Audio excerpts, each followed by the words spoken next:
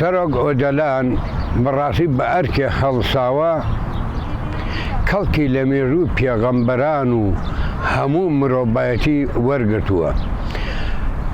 لە چەپ دیندار بە بێدین بە هەمووی کەڵکی لێ وەرگرتووە، هاتەتە سەر ئەو قەناعەتە ڕاستیەی کە کۆمەڵگا چارەسەری بنچینەی ڕۆژهەڵاتی ناوەڕاست و گەلی کورد لە یەک شتایە لە هەڵکێشاندنی ڕیشە کێشکردنی فاشیزم و خۆپەرست و خۆبەزلدان و ئەو سیستمانەی کە لە دەرەوەی ئیرادەی گەلانی ڕۆژهەڵاتی ناوەڕاست دروست کراوە و هاردوویان هانیمیانە کردیانە بە نوێنەرەتی ئەو گەلانە و سەپانویانە بەسەریانە لە ئاخری شۆ کوشتن و بڕین و ئاوارە و تاڵان و دەربەدەر یەک ئەنجامی نەبووە.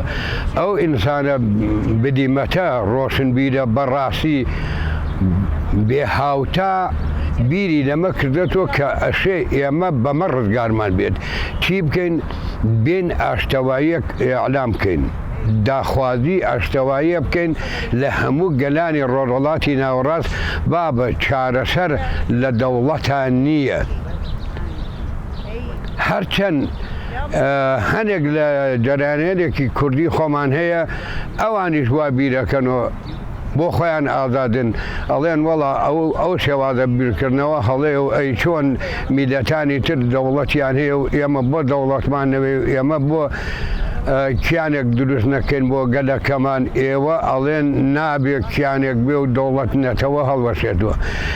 ئەممان نادانن دەوڵەت نەتەوە هەڵوەشانەی دەوڵەت نەتەوە فاشیزمە نەتەوەست، ڕیشە کێشکردنی دیکتاتۆر.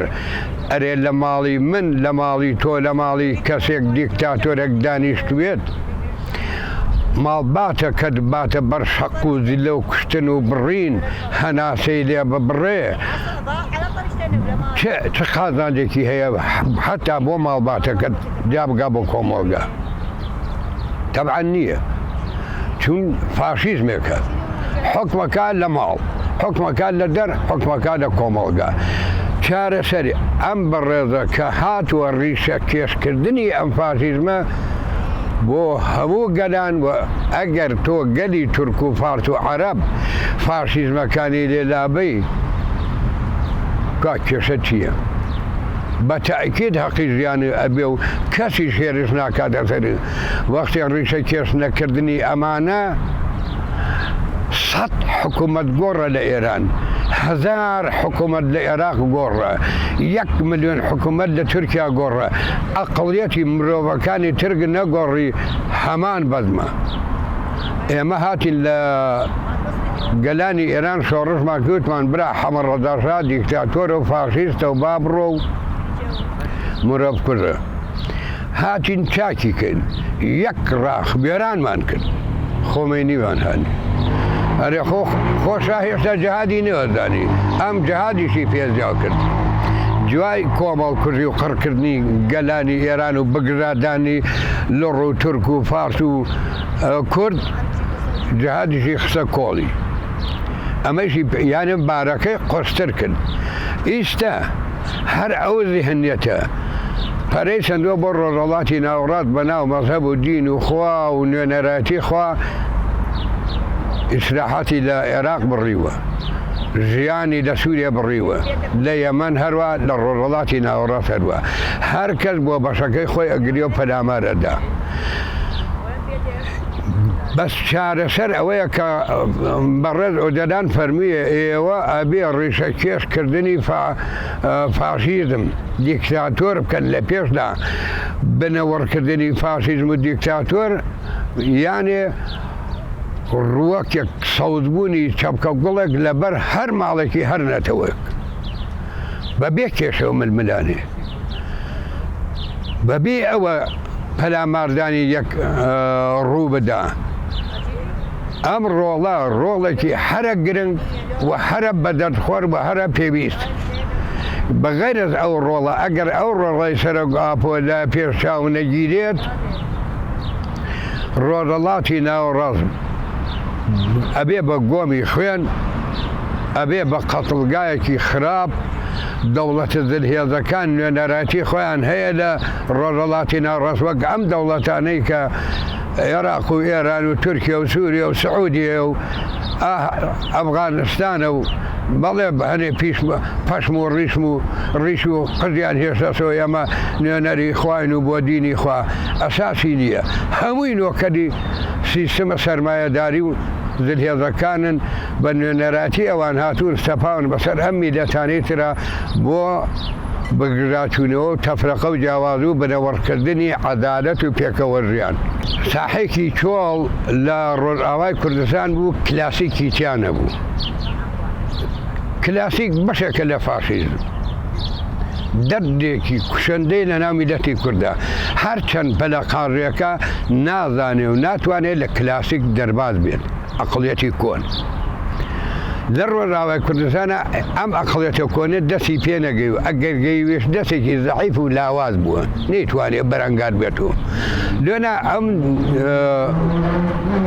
جەریانە ئەم زەمینە ساز بووە بۆ سەرۆک ئاپۆ کە بتوانێت لە ڕۆژئاوای کوردستان هێزێک دروستکات لە هەموو مرۆڤەکان و لە هەموو نەتەوەکان.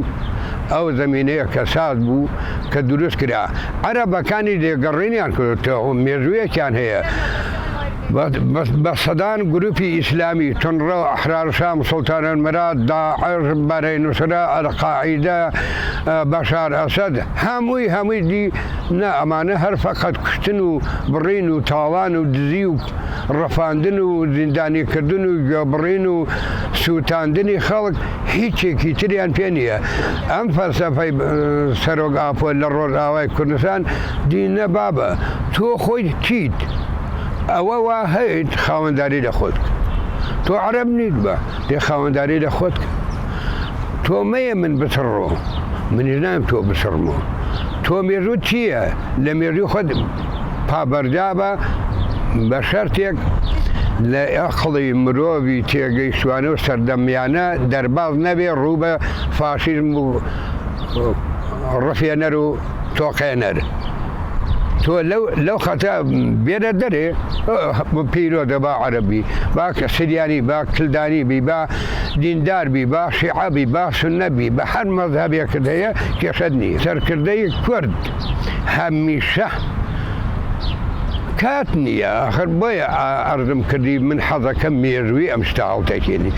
سەرکردەی کورد نوێنەراتی خوێنخاو دەرەبەگەکانی قەدیمە، نەوەک بێ ئەحتەرامی پیان ڕێزمەز بۆیان ئەبێ بیرکەنەوە. تۆ هەڵی پەکەکە خراپە برایەتی گەلان لەم لاوەڕاکەی چەپڵە بۆ کوڕەکەی حەمەد ڕەزا شا. کوڕەکەی حەمەد ڕەزا شا کێیە؟ قاتڵی قازی محەمەد. تۆ نۆکەراتی گەلان هەڵەبژێری برا. من ئەڵێم عەرەب و تورک و فارس برام بێت، یانێ نەم کوردی و نەیکوردم. تۆ ئەڵێی نە من نۆکەراتی ئەوم قەبوڵە و بالای سەرم بێت. زۆری فەرقە.